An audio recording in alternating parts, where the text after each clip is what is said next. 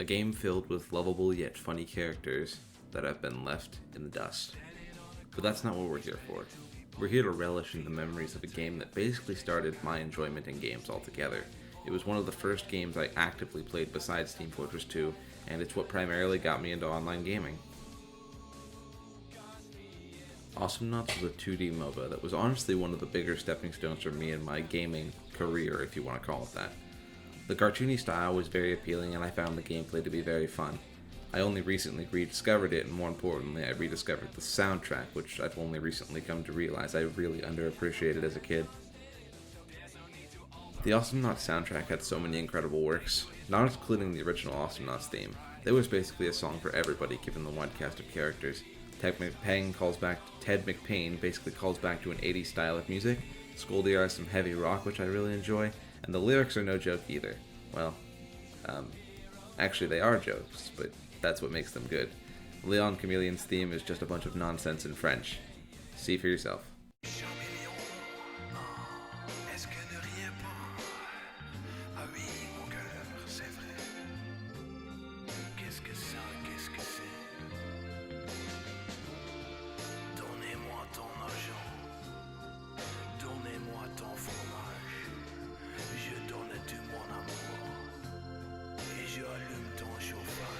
Another thing that was very important to me was the characters.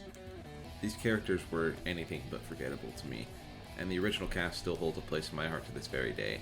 Froggy G, Lone Star, Clunk, Leon, Yuri, and Voltar. All funny characters in their own right, and a cast that has always been recognizable to me. The game concept may not have been extremely original, borrowing concepts from other MOBAs of the time, but the characters were screaming originality to me. I mean, come on. Not many other games can claim that their cast sports a rapper frog, a space cowboy, and a French chameleon in the same cast, and have it make some sort of sense. But Awesomenauts did. These characters had great casting, by the way. It made them much more lovable. I mean, you can imagine that as a kid, having a character in a game you enjoyed being voiced by Total Biscuit or Simon from the Cast was pretty exciting in its own right.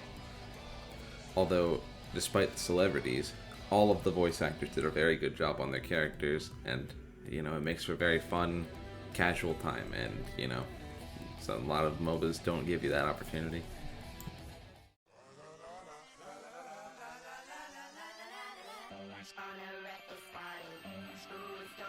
As other characters were released, my love for the game only grew. Ayla became one of my favorite characters because of her chaotic yet childish nature, which caused a massive conflict of interest, making for a very funny character. They also cram-packed a lot of references into her, which also makes her a lot of fun to play.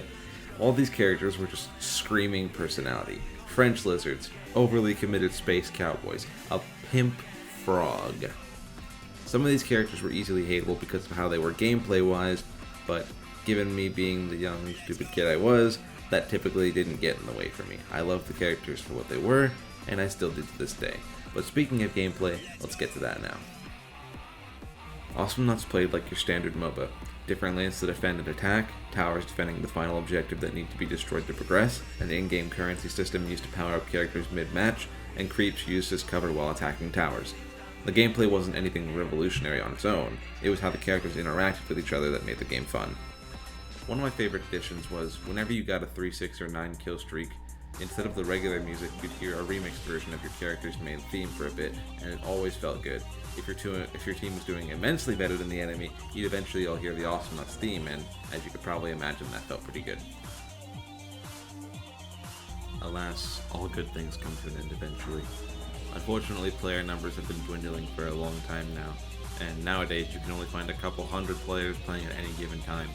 The game peaked in early 2013, capping at about 12,000 players, and then immediately spiking downwards. It started at 12,000, then it was about 5,000 in 2014, then only about 1,000 in 2016, and ever since it's only ever been a couple hundred. It's still better than Artifact. It just makes me wonder, what happened? What caused a game with such a wonderful cast to die like this? Games like Team Fortress 2 are heavily supported by the wacky personalities of their characters, but I think it's fair to say that the shooter genre is much more popular than the MOBA genre at any given time, and Team Fortress 2's gameplay is almost an infinite learning curve. I mean, heck, I've put almost 3,000 hours into that game.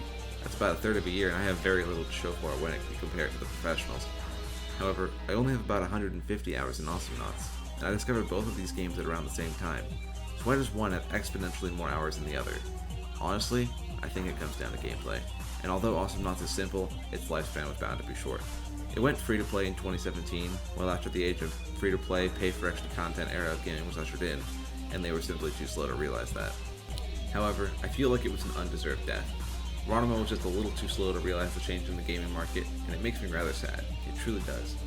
Sad stuff aside, I really need to reiterate, Awesomenauts had a very large influence on my gaming attitude, my taste in music, and my overall experience with games since I was pretty young.